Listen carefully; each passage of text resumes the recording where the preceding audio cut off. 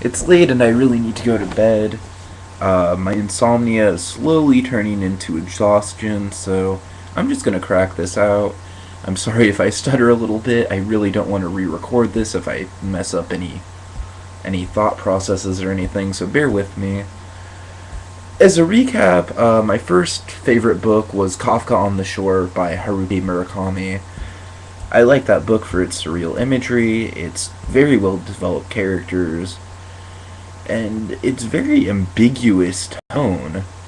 Uh, but moving on from that, a book, you know what, hold on, I need to look up the author of this book really quick because I don't quite remember it.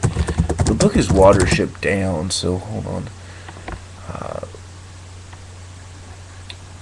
Watership Down by Richard Adams, I think. Yeah, Richard Adams. I'm sorry about that. I just wanted to make sure it was Richard Adams. That's what I thought it was.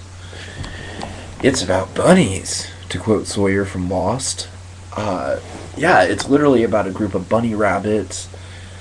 They have this crazy little bunny rabbit who can see visions of the future, and he warns them all that the fields are covered in blood and they need to get the hell out of there. So they go. And the whole book is about them trying to find another Warren. It all takes place in, like, I don't know, like just about like 10 or 50 miles worth of English countryside. Again, I'm sorry if I'm stuttering and yammering on. I just want to get this video out there. I know it sounds crazy. I know it sounds like a crazy concept for a book, like following around a group of rabbits, but it totally works. The author took, I don't know, I think about a year to, maybe more than a year to research and study the habits of rabbits, and you really get into their culture. There's a whole religion, really, and, obviously that's all kind of a work of fiction. I don't know. Watership Down, again, it fascinates me that the author can take like just a few miles, just a stretch of English countryside, and turn it into a whole universe. Once again, that's something that I like to do as an author, is take small bits of real estate and really emphasize it, really get all the detail and character out of it. And I feel that Watership Down does this greatly. Again, I think all the books on my list have very good characters, but this, there's a couple that are somewhat undeveloped because it is a very large cast. You're following around a whole group of rabbits, and, there are ones that are more at the forefront. I think the character of Bigwig is definitely sympathetic and rootable, and, he kind of starts out as a little bit of a brute, but throughout the novel he really gains a human side. Really memorable characters if you've read it or if you've seen the animated movie. The character of Fiver, who I mentioned earlier, is the crazy sort of,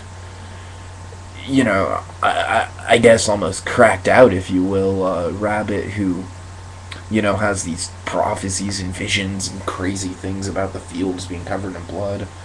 Hazel, who's kind of the main protagonist, and I think Hazel really came alive in the animated version with the voice of John Hurt. I don't really remember too much of what he did in the novel.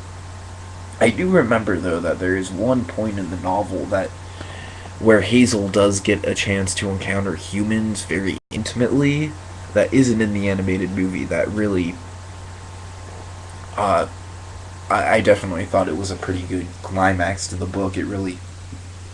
I thought the whole ending kind of showed, like, regardless of how crazy the rabbit warfare becomes, and it does become crazy, by the end of it, they reach this warren that basically becomes like a bunny concentration camp, and it gets pretty dark, and it's a whole, like, sort of war to take over this warren from the evil Nazi bunnies.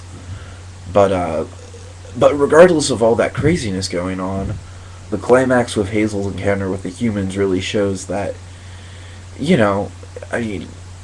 human beings are really what drive this world and not rabbits, and, well, obviously. But I don't know, it just goes to show sort of the circle of life, or I don't really know how to put it. I just really like that message. Great Gatsby. Love it.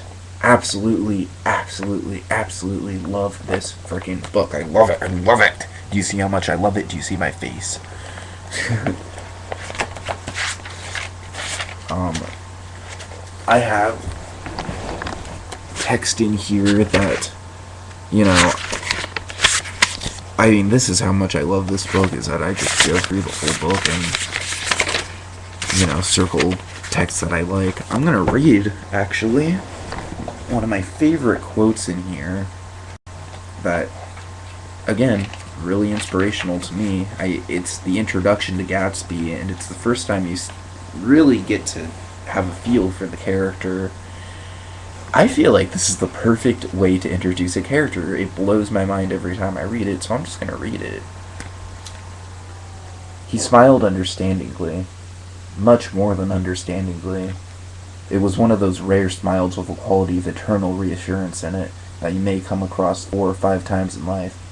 It faced, or seemed to face, the whole external world for an instant, and then concentrated on you with an irresistible prejudice in your favor. It understood you just as far as you wanted to be understood, believed in you as you would like to believe in yourself, and assured you that it had precisely the impression of you that, at your best, you hoped to convey. Okay, it's talking about this guy's smile, and you know everything about this freaking character. Well, I mean, not everything, because Jay Gatsby is a very complex, very multifaceted character, but everything at face value about Jay Gatsby is expressed through his smile. Oh man. The book's just ripe with symbolism, ripe with foreshadowing. It's just great American literature at its absolute finest. Uh, Obviously it's, people point to it as the great American novel, and it's like, this right here is really what I want to, you can pull so much from this book, and I know that I'm just, Hunter S. Thompson, hell, he, copied, he actually, sat at his typewriter and typed down the whole book word for word just to get the Fitzgerald style down. So I'm not the first person to be inspired by The Great Gatsby, obviously. I just think that The Great Gatsby is very self-contained. I think it's a fascinatingly self-contained little story. I feel like the character of Jay Gatsby, it's so great that he's never explored again in literature. You just get this one impression from the one character of Nick Carraway, and that's it. And Jay Gatsby can be so many things. Just his presence alone makes the book, but I feel like every character has their due. Tom Buchanan definitely has a special place in my heart. I love... Oh god. Let me just pull up one other little quote if I can find it quickly. I don't know if I can. Hold on. I don't want to spend forever looking for it. I don't know. It does... I always get a kick out of it.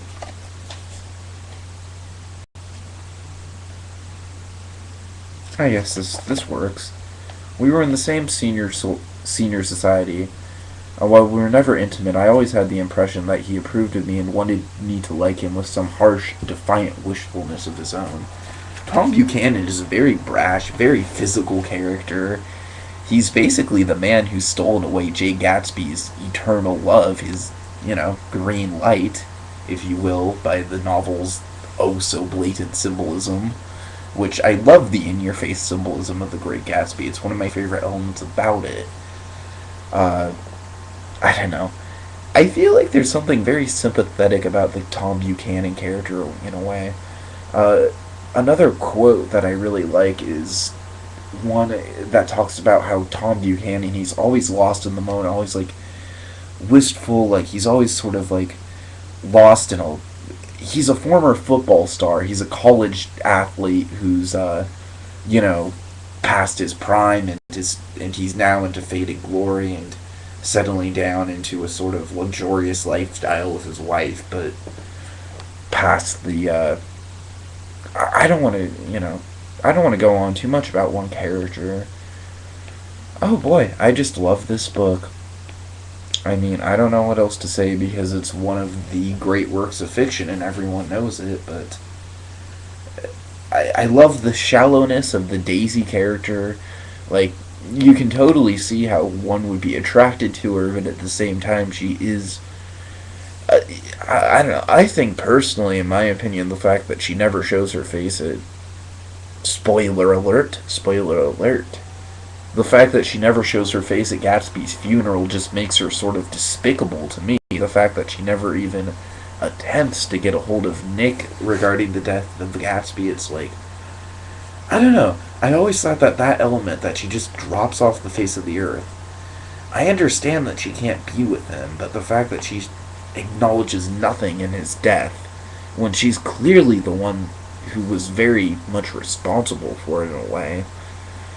I mean, obviously his death was a series of circumstances, but yeah.